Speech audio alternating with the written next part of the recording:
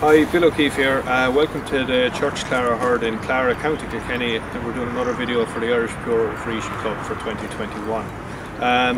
This is a family farm. I farm here with my wife Olivia and my parents Philip and Margaret, my uncle Matt, and it's a family farm that's been passed down through the generations. Hopefully it'll be here for another while yet. We're here since the early 1600s, so we're here over 400 years at this stage. We've been supplying milk on this farm to Kilkenny Creamery originally that became Glanbia since 1916, so there's a strong history of milk production on the farm since that time. And I suppose we're a pedigree British Friesian herd, and we're a pedigree herd for the last 20 years, registering a number of bulls each year for sale. It's a spring calving system, very much following I suppose the Moore Park blueprint, compact early spring calving, getting out to grass and keeping cows maybe fed reasonably well across the grazing season and trying to get over 500 kilos of milk solids per cow. Okay, so we're here in front of the freshly calved group. They're in eating a bit of maize silage and grass silage. You'd obviously like to have them out grazing, not always possible at this time of the year, so it looks like we're off grass for a couple of days at the moment. We've had about 15 mils of rain overnight, so that'll take a couple of days to soak off again. We're calving about 15 cows a day at the moment, so we've a busy six to 8 weeks ahead of us, and hopefully we'll go over the bulk of the spring work at that stage, and things will start to get a bit easier from then on. So we decided to use British Friesian on the farm, I suppose mainly for fertility and health reasons. I came home to farm in 1998, so after spending a bit of time in New Zealand, I'd seen crossbreds out there, and they were fine cows, but we weren't really going to go down that route here. And I suppose one of the main things is that they last for plenty of lactation. We have cows there 10, 11, 12 lactations, and when you have mature cows coming in doing 40 litres, they start clocking up a lot of kilos of milk solids over the course of the year. They're calving there in February, most of them. They have a long lactation, a lot of days in grass, and hopefully a lot of cheap kilos of milk solids. So we'd be doing over 500 kilos of milk solids in the co-op for the last number of years. And we've brought in a lot of heifers maybe this year, and we might struggle to quite hit that, but we're very confident that with a mature herd we can do up to 550 kilos of milk solids per cow. And we'll look through a cow maybe later on in the calving box, one that's about to calve, and we can just look through the finer points of what we see with the modern British Friesian cow. We try to work very hard on the conformation of the cows in the herd, and I suppose by that we just mean we like to have very good quality udders, good legs and feet, and a good framey cow with good capacity to convert grass into milk, and obviously a good wide rump and a level top line. So I suppose this cow is a good example of the breed. She classified 82 points last year as a heifer. I suppose I like to say a good rectangular shape between the front legs and the back legs, just a nice level top line and a good square cow behind. She's done 460 kilos of milk solids as a heifer, 448 fat and 362 protein, about 5,500 litres of milk. So a very good and highly productive cow, and it's just I suppose when we breed a lot of bulls for farmers, and when you sell a bull to a farmer you like to be sure that he's going to leave good udders after him, leave good legs and feet in the herd, and I suppose we're very selective about which bull calves we keep to sell on to other farmers. We have a lot of repeat business over the years, a lot of people that keep coming back to us for bulls, 1 or 2 bulls over a number of years. So we started using the British Friesian bulls maybe 20 years ago again. I left school in '96, went to Ag College for a couple of years and went to New Zealand for 9 months, and saw plenty of nice crossbred cows out there. But we weren't what we wanted to milk here. We did try a couple of them at times and just felt that they weren't fitting in what we wanted to do in the herd. So we would have been using a lot of high RBI, high milk bulls at the time. We would have been using the likes of Nedby, SONY, Lindy, Alfred, Malloy, those sort of bulls going back along. And so the first cross was okay, they were still strong enough fertility. So when we went into the second and third crosses afterwards, we started running into a lot of fertility problems with those cows. High empty rates, 15-20% empty. 15-16 week breeding season, cows calving out to June and running cows from one year to the next. so just plenty of trouble. I would have had friends maybe at the time that were milking Pure Friesian herds, who had had a beef enterprise on the farm, stayed Friesian, and mightn't have been getting the same production, but a lot less problems and a lot less trouble getting cows and calf every year. So we went back and we had a serious look at that, and there's still some old Friesian families on the farm here, and my grandparents herd Barracore herd on the Gorge Bridge. They would have had some nice cow families, and some older cows when they were finished came up from that herd, and we some embryo work and bred stock bulls off them where we could, and some of those bulls were very successful and left exceptional daughters in the herd. We're still using some of those bulls till today, maybe bulls that were born 15 years ago.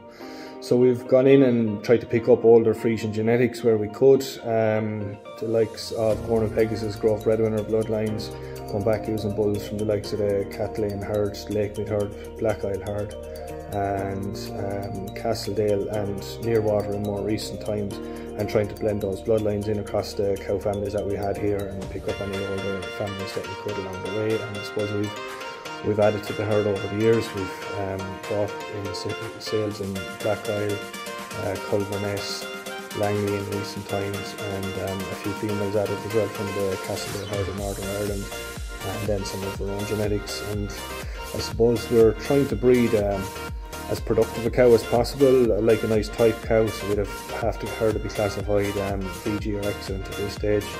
Very good udders and likes of feet and herd in general, and trying to weed out the problem ones. And I suppose kilos of solids then is the next thing, and I suppose we're working on that all the time, and it would be milk according around 550, 560 kilos of solids, delivering just over 500 kilos of solids to the co-op most of the time, and trying to improve on that every year. So I suppose we have cows doing up as high as 600, 700, 800 kilos of solids, and we're trying to keep sons from those cows at the moment to add to the breeding program and to bring the thing forward in the future. EBI is always a struggle, but we'll work on that as much as we can over the next few years, and we might introduce some other genetics. We'll see how we go. So I suppose the way we look at it is, if a cow calves in February and she's clocking 40 litres there, and she keeps doing that for as long as possible through the spring, she'll leave a lot of kilos of milk solids after at the end of the year. And that's why fertility we see as being the key to production on the farm, and a high 6-week calving rate, high submission rate, high conception rate all helps for that, and helps the cows just to leave a lot of solids across a good long lactation. And I suppose the other thing is then we'd have a lot of cows when we finish building numbers. We've cows getting to 10, 11, 12 lactation, with a cow classified excellent 92 this year on her 12th lactation. She's still fresh as a daisy and gone back in calf, so we'll see how she lasts over time. But when you have cows getting to that and doing mature yields for a long number of years, that just makes the production very easy on the farm. So trying to get to a mature herd, fertile, trouble-free herd, and trying to improve the Friesian breed all the time, that's what we're about. And I suppose we dip back into older bulls when we have to, and use whatever's new and modern coming on the scene as well at times, to try and improve the breed and improve the herd as best we can going forward. So I suppose our milk records most recently would be 7,332 kilos of milk, 4.07 butterfat and 3.69 protein. Our butterfat is probably a little bit low. We were recording through jars at the time, and we've changed across to milk liters now.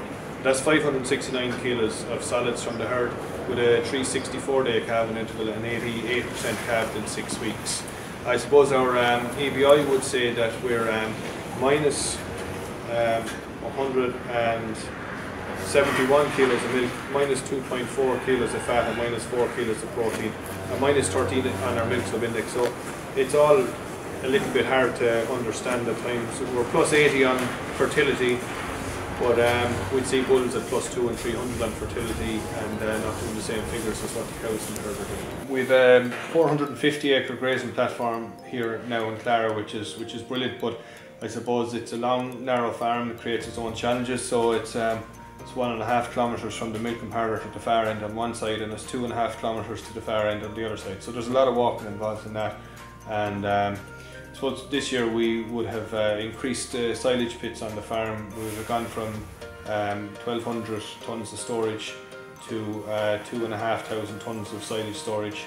We have good slurry storage on the farm already. We have a 1 million gallon slurry tank on the farm, and I suppose just in last summer we doubled up the milking parlour from 20 unit herringbone to a 21 double up herringbone with cluster removers, new milk meters, and feed to yield system gone into the parlour as well. So we were looking at a rotary parlour. We felt the investment was too much, and the way that the farm is laid out, it's a very long walk at times. We feel the farm might lend itself to having a second milking parlour at the farm at some stage if numbers increase any further. So we're milking 450 cows this year, and at the stocking rate of around 3 cows to the hectare on the hardcore grazing block, and we use some of the farm fields further away for heifer rear and for young stock. We've expanded our farm through leasing in blocks of ground from some of our neighbours, and in a lot of cases it's leasing in a portion of a farm or a few fields, and a lot of those farmers are still farming actively in their own right at the same time, and we do business with those as well. Some of them take cull cows from us to fatten, they take bull calves from us and beef calves from us, and I suppose it's a nice relationship to have with your neighbours. We might buy straw or bales of silage from some of them as well, and indeed some of them are even working with us on the farm. So it's just a good working relationship that we have, and it's I suppose a positive story to tell that these expansion of cows and bigger herds, they can often give a good bit of income to a parish, to a neighbourhood, and I suppose put money in a few people's pockets and not just one person. I suppose this is the farm office, and I suppose this is probably the most important part of the farm nowadays. We've the Delpro system here. It's telling us how much milk was produced yesterday. We're still in the early part of lactation, so 22.7 kilos, and how much concentrate was consumed yesterday. That total was consumed 5.98, so 6 kilos of cow is what we're feeding for the moment through the spring, and I suppose all the graphs are going the right direction. The milk yield is so the other program we use a lot is the Irish Farm Computer system, and the recent events for putting in calvings and that uploads everything to ICBF as well. And we've also installed the cow manager tags in the cows this winter. So for example, that's telling us which cows are ruminating, how much they're eating, are they lying down. It's the full fertility, health and nutrition package. I suppose the fertility, it's going to pick out the cows on heat and give us the optimum time for AI, and allow us to use the drafting system to pull them out. And then on the health side of things, it's watching cows if they're lying down too much, not eating enough, and it takes temperature of the cow regularly as well to see if the cows are okay, and it'll alert. And even the other day it alerted the cow that was just laying a bit off colour and just needed to be maybe moved into the calving box a bit early and given a bit of TLC. The nutrition tells us if a cow is ruminating or eating. It can tell the difference between chewing the cud and grazing or eating silage, and I suppose it's gone to the stage now with numbers increasing. You need to be able to keep an eye on cows out the field, and this thing is working out the field. There's solar routers out sending information back constantly from the fields, and keeping an eye on the cows 24 hours a day. And hasn't picked up too many problems yet, thankfully. The breeding season is the big one, and hopefully it'll flag if there's a few sick cows or cows off colour through the spring. Hopefully we won't have too many problems, but if it does, it'll pick them up. Okay, so we always farm here in Clara with the environment in mind. We try to look after the environment as much as possible. We've fenced off this water course here. We've about 2.5 kilometres of water course on the farm that we've fenced off to protect the wildlife, and we've also let the hedges grow a little bit more this year. And we're planting a lot more native trees on the farm.